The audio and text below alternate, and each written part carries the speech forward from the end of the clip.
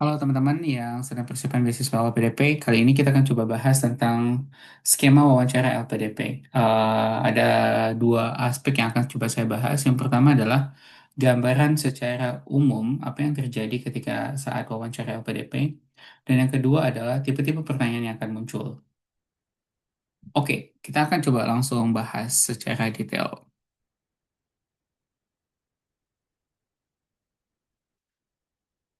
Untuk wawancara LPDP kali ini, kita akan coba membahasnya secara detail sesuai dengan yang pada umumnya dulu. Yang pertama adalah situasi saat wawancara. Apa yang terjadi pada saat wawancara ada beberapa aspek yang harus teman-teman menjadi perhatian. Yang pertama adalah masuk ke room di Zoom, kemudian komposisi interviewer, yaitu apa yang boleh, apa yang nggak boleh, serta cara men-setup ruangan. Sekarang kita masuk ke Zoom meetingnya dulu.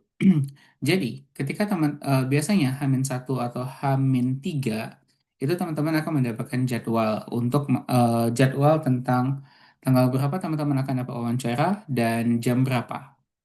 Usahakan teman-teman udah standby di dalam ruangan atau di Zoom atau di waiting room ketika masuk ke Zoom meetingnya itu 1 jam atau 30 menit maksimal. Jadi usahakan udah 30 menit atau 1 jam. Kenapa kayak gitu?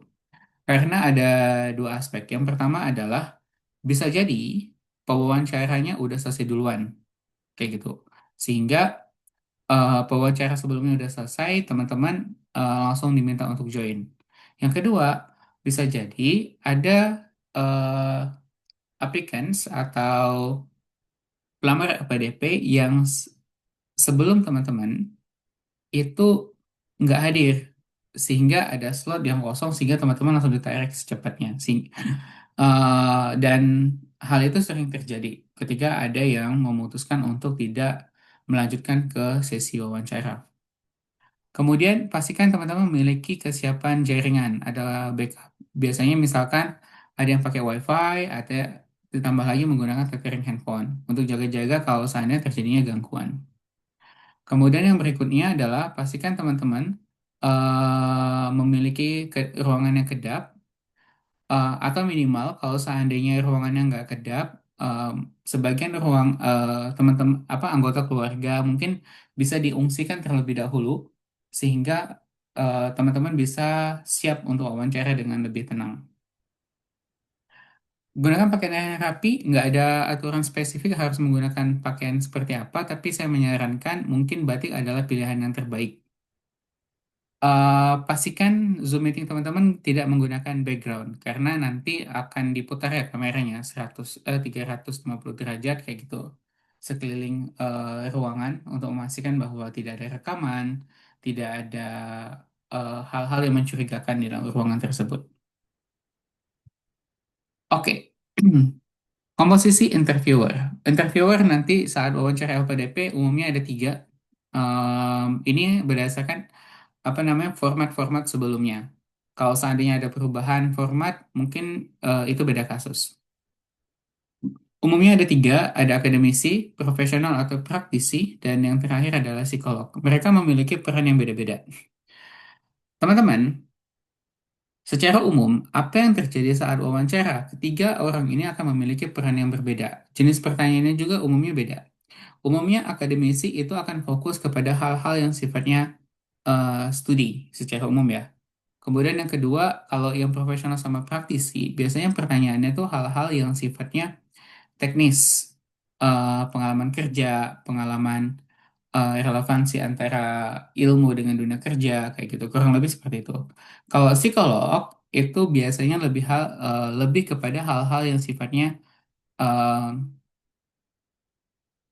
psikologis, kepribadian, personality, kayak pertanyaan yang berbasis dilema ataupun pertanyaan yang berbasis emosi kayak gitu. Dan bagaimana teman-teman menjawab, menghandle pertanyaan tersebut, itu akan coba menjadi pertimbangan dalam penilaian tersebut. Oke, akademisi itu memiliki peran untuk mengetes teman secara akademis biasanya. Misalkan teman-teman mengambil jurusan A, kenapa teman-teman mengambil jurusan A? Apa manfaatnya jurusan A itu untuk teman-teman? Kemudian bisa aja pertanyaannya berhubungan sama teoritis kayak gitu. Misalkan sebagai contoh, ada pelamar kayak gitu, dia udah bilang bahwa dia akan melakukan riset berupa X, Y, Z. Kemudian dapatlah pertanyaan tentang variabelnya apa yang menjadi variabel independen, mana variabel dependen, kemudian apa namanya, metodologi penelitiannya seperti apa, kayak gitu. Umumnya itu akan merupakan pertanyaan yang dari akademisi. Kalau seandainya teman-teman nggak bisa jawab kayak gitu pertanyaan hal basic seperti itu perlu dipersiapkan mulai dari sekarang. Kalau profesional itu umumnya akan mempertanyakan tentang eh, bagaimana teman-teman menghadapi konflik ketika bekerja misalkan.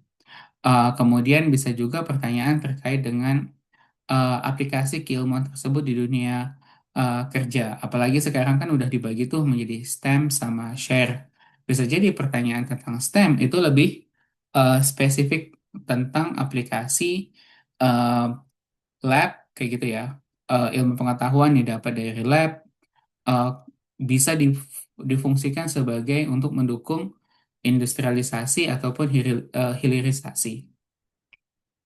Kalau psikolog biasanya akan fokus kepada hal-hal yang bikin teman-teman secara emosi itu tuh bergejolak. Bisa aja menyerang pribadi, dapat pertanyaan yang berhubungan dengan pilihan hidup kayak gitu ya. Misalkan ada beberapa kasus yang pernah saya dengar kayak gitu, yang misalkan contoh,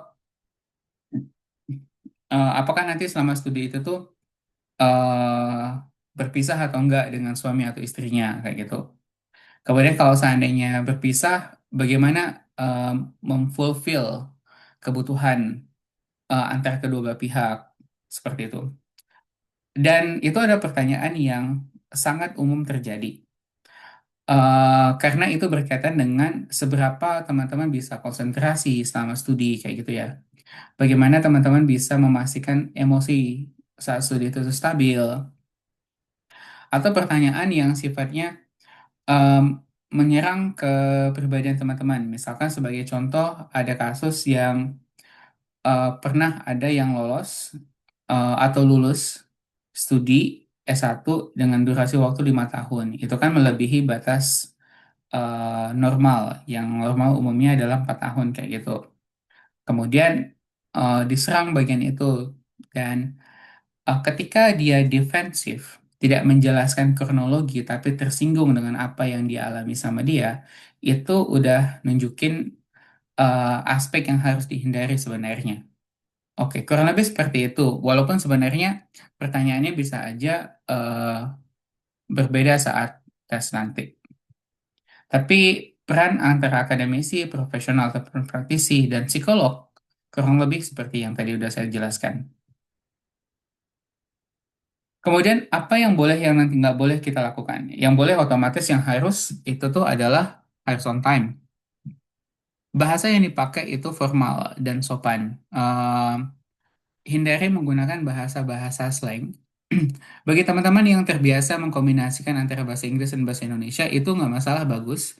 Terutama untuk menjelaskan aspek-aspek yang sifatnya terminologi. Menurut saya nggak masalah. Memang nggak masalah sih. Yang masalah itu tuh ketika misalkan menggunakan bahasa yang kurang sopan. Jadi beberapa eh, apa ya, beberapa teman-teman yang sebelumnya yang pernah latihan bareng kayak gitu terbiasa menggunakan bahasa aku, harusnya menggunakan bahasa saya kayak gitu ya. Mohon maaf Bapak dan Ibu, dalam perspektif saya, bukan menggunakan dalam perspektif aku. Itu yang paling perlu diperbaiki mulai sekarang dalam pembahasan. Kedua, kedua. Ketiga, yang harus disesuaikan, pastikan jawaban teman-teman itu tuh sesuai dengan esai. Kalau ditanya tentang kelebihan dan kekurangan, itu sesuai dengan apa yang teman-teman tulis di esai personal statement. Kalau ditanya tentang rencana kontribusi, jawab rencana kontribusi sesuai dengan apa yang ada di dalam esai rencana kontribusi. Walaupun, walaupun pasti ada perbedaan secara konten sedikit. Dikarenakan yang kita nggak bisa menghafal semuanya secara utuh. Tapi setidaknya teman-teman memiliki kerangka yang umumnya itu sesuai. Supaya apa yang teman-teman katakan dengan apa yang teman-teman tulis itu konsisten. Keempat, pahami CV. CV ini itu penting karena kadang ada reviewer ataupun interviewer yang mereka itu tuh akan mengkonfirmasi CV yang udah teman-teman tulis tentang pengalaman kerja, pengalaman organisasi, prestasi kayak gitu ya. Biasanya itu akan dikonfirmasi ulang. Pastikan teman-teman bisa menjelaskan itu dengan baik, nge-recall experience atau pengalaman dari kegiatan tersebut. Dan setiap pertanyaan tersebut, pastikan teman-teman menjawabnya itu tuh punya tujuan. Apa yang ingin coba teman-teman tunjukin ke diri teman-teman ya? Maaf, apa yang coba teman-teman tunjukin ke interviewer? Quality apa yang ingin teman-teman tunjukkan? Seperti pernah sebagai contoh tuh kayak gini. Saya dapat pertanyaan adalah, dari sekian banyak prestasi yang udah Anda miliki, yang mana yang menurut Anda yang paling berkesan kayak gitu? Di situ saya langsung memformulasikan bahwa saya ingin terlihat menjadi orang yang berani mengambil risiko. Saya ingin terlihat menjadi orang yang resilient. Saya ingin terlihat menjadi orang yang pantang menyerah kayak gitu. Dan yang terakhir adalah saya ingin terlihat menjadi orang yang bisa menemukan solusi atau problem solving. Keempat ini itu saya bungkus dalam sebuah cerita kayak gitu. Jadi pas ditanya tentang eh, dari sekian banyak prestasi yang Anda miliki, yang mana yang paling berkesan, maka saya akan waktu itu saya menjawab tentang pengalaman saya untuk melakukan presentasi ilmiah di konferensi internasional di Singapura. Saya jelaskan kayak gitu latar belakangnya bahwa eh, di sebelum akhir studi saya memiliki mimpi bahwa saya bisa menyajikan paper saya di International Conference. Kemudian kesempatan itu datang, di mana saya mendapatkan info bahwa ada konferensi di Singapura dengan biaya sekian, kayak gitu. Saya tidak memiliki uang, kemudian saya mengajukan proposal dukungan pendanaan ke kampus dan kampus mendukung. Hanya pada tahap pendaftaran, biaya transportasi, biaya penginapan atau akomodasi, dan biaya makan selama saya di Singapura, itu saya harus cari sendiri. Oke, pada saat itu saya dihadapi oleh dua pilihan. Yang pertama saya lanjut, atau yang kedua saya give up. Kemudian saya memilih untuk lanjut. Saya ambil kesempatan, saya daftar kayak gitu. Dengan konsekuensi kalau seandainya saya gagal, saya harus mengembalikan uang kurang lebih sekitar 7.500.000 pada saat itu ya. Itu adalah angka yang besar ya. Apalagi bagi mahasiswa yang tidak memiliki pendapatan kayak gitu dari keluarga yang sederhana. Tapi saya mengambil kesempatan tersebut. Karena saya masih memiliki kurang lebih sekitar 6 bulan sebelum keberangkatan. Kemudian dalam proses tersebut, apa yang saya lakukan? Di situ saya mulai menjelaskan apa aja yang saya lakukan. Yang pertama adalah saya ikut kompetisi mahasiswa prestasi dan saya menang. Dan akhirnya saya mendapatkan uang kayak gitu. Kemudian saya lolos untuk mengikuti pertukaran pelajar ke Jepang dan saya mendapatkan pendanaan juga. Dan pada saat yang sama adalah saya lolos untuk mendapatkan beasiswa peningkatan prestasi akademik kayak gitu. Dan ketiga prestasi ini menjadikan saya kayak gitu mendapatkan pendanaan yang cukup untuk melanjutkan proses studi, bukan proses konferensi di Singapura untuk biaya pesawat dan untuk biaya penginapan dan untuk biaya konsumsi. Ya, kurang lebih seperti itu dalam proses ceritanya. Dan saya nggak menjelaskan bahwa saya memiliki kelebihan X, Y, Z, nggak. Tapi saya fokus kepada alur cerita di mana interpretasi pihak reviewernya itu diharapkan mengacu kepada yang tadi udah saya jelaskan, kualitas tentang resilience, kemampuan mencari solusi, kayak gitu, keberanian mengambil risiko, dan yang terakhir adalah, ya kurang lebih itu aja dulu deh. Kemudian lanjutkan ke tahap yang nggak boleh. Ini nggak boleh banget ya. Teman-teman pastikan jangan menghafal. Menghafal tuh kayak gini. Ketika wawancara, mata teman-teman itu harus tertuju ke kamera kayak gitu. Pastikan bahwa apa yang teman-teman jawab itu sifatnya kayak teman-teman berkomunikasi dengan interviewer, walaupun secara online. Sehingga kalau saya menghafal, khawatir matanya itu tuh nggak terbaca seolah-olah teman-teman lagi ngomong, tapi hanya menghafal kayak itu. Itu yang perlu dihindari. Yang kedua, jangan memotong pertanyaan. Seringkali karena terbawa emosi, em, apa namanya, eh, para applicants ataupun yang ngelamar beasiswa LPDP itu tuh nggak sabaran langsung memotong pertanyaan atau pernyataan dari pewawancara kayak itu. Itu harus dihindari. Yang ketiga, hindari debat. Bukan berarti teman-teman harus setuju kepada semua pernyataan dari interviewer ataupun reviewer ya. Hindari debat itu tuh adalah hindari debat secara direct. Teman-teman bisa coba melakukan prosesnya itu adalah ketika dapat pertanyaan, kemudian interviewer itu men-challenge kayak gitu. Eh, jangan dulu langsung dibantah, tapi teman-teman bisa menggunakan perspektif beliau. Itu baik, tapi dijelasin baiknya dari aspek apa. Tapi teman-teman ingin menawarkan solusi yang berbeda kayak gitu. Dan jelaskan kenapa perspektif teman-teman itu tuh memiliki keunggulan. Jadi bukan lebih baik ya bahasanya, memiliki keunggulan yang memiliki dampak yang lebih besar kayak gitu. Jadi kurang lebih seperti itu. Terutama untuk teman-teman yang eh, kedokteran dan sebagainya kayak gitu ya, kesehatan. Biasa kan ada beberapa praktek medis atau praktek klinis yang X itu udah umum dipakai, yang Z itu kelihatannya baik tapi belum banyak dipakai kayak gitu, sehingga terjadi conflicting yang mana yang lebih baik. Kurang lebih seperti itu. Lanjut, hindari tersinggung atau reaktif. Jadi kayak gini, umumnya orang yang mendapatkan kesempatan untuk wawancara LPDP, ada momen di mana dia akan reaktif ketika dapat pertanyaan yang menyinggung tentang kepribadian. Dapat pertanyaan yang saya sempat mengalami hal tersebut. Walaupun bisa saya coba kendalikan. Misalkan beberapa pertanyaan itu adalah kayak gini. Saya ingin fokus di bagian bilingual education. Kemudian ada pertanyaan, misalnya pertanyaannya adalah,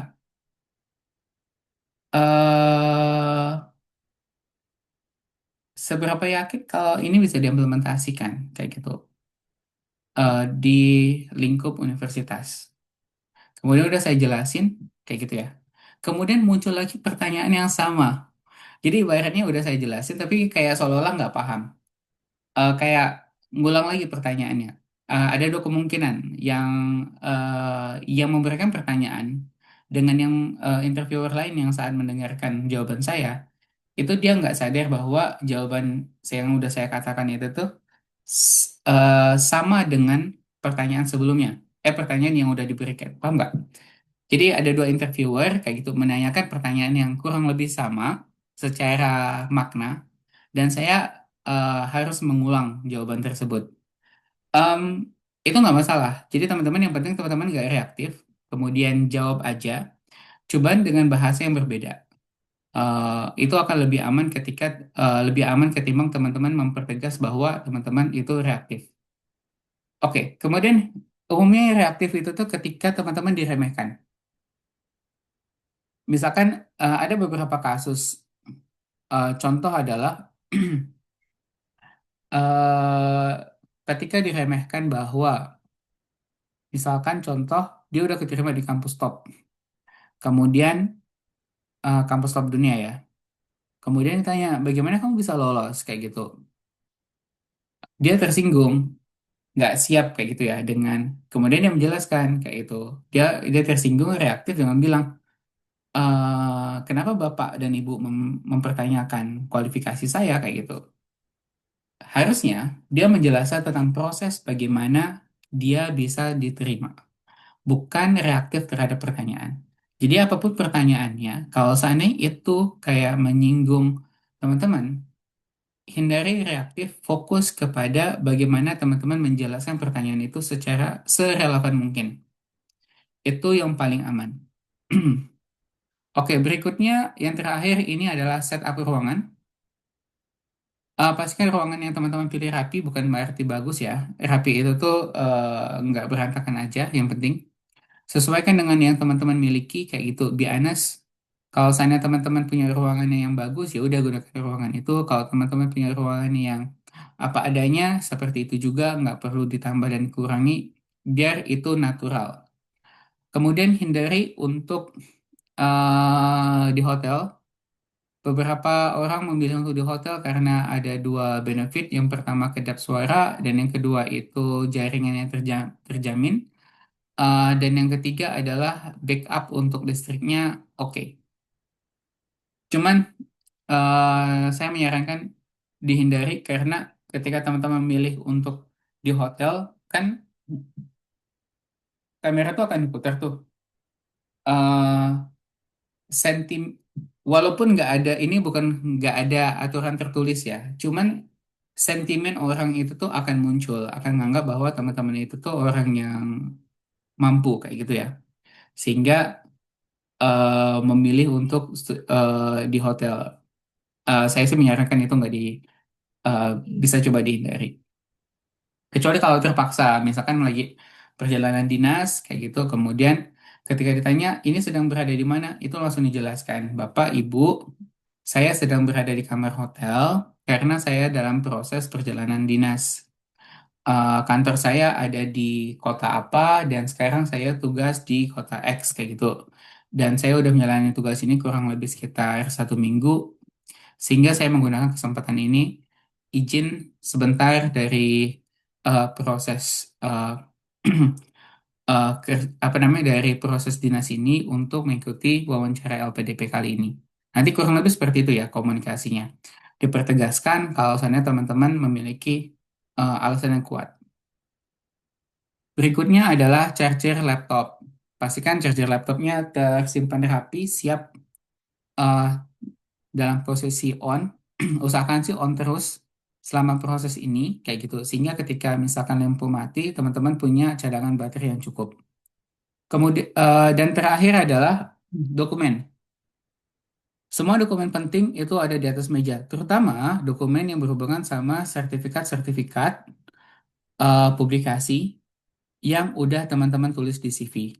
Walaupun jarang ditanyakan, tapi itu buat jaga-jaga kalau seandainya ditanyain tentang coba tunjukin bukti bahwa teman-teman punya kesempatan mengikuti kompetisi XYZ misalkan. Teman-teman langsung ngambil nunjukin sertifikatnya. Kalau sertifikatnya elektronik gimana? Lebih baik di print. Itu akan lebih eh, itu lebih aman daripada teman-teman nggak siap sama sekali karena umumnya itu nggak disiapkan ini apa namanya nggak boleh share screen sehingga printan itu lebih baik. Untuk teman-teman yang lanjut S3, terutama yang udah memiliki supervisor kayak gitu ya, pastikan email-email sama supervisornya itu tuh udah di print. Ketika ditanya bagaimana komunikasi, soalnya untuk S3 tetap ada pertanyaan berhubungan sama supervisor, bagaimana komunikasi dengan supervisor, udah sejauh mana, kayak gitu. Dan apa aja yang udah dibicarakan, bentuk komunikasi seperti apa, itu harus dalam bentuk, harus disiapkan bukti dokumennya. Kalau teman-teman udah print, teman-teman bisa nunjukin ke, ke, ke kamera saat wawancara. Oke, kurang lebih seperti itu untuk yang kali ini. Yang berikutnya akan ada di video berikutnya. Kita akan fokus kepada persiapan wawancara, hal teknis, apa aja pertanyaannya, apa yang harus disiapkan, bagaimana cara menjawabnya. Dan bagi teman-teman yang membutuhkan partner untuk latihan, bisa komen di bawah. Saya akan kasihkan link di komen eh, bagaimana teman-teman eh, akan mendapatkan pendampingan kayak gitu. Kalau misalnya teman-teman butuh ya. Oke, thank you. Good luck buat yang sedang persiapkan tes wawancara kali ini.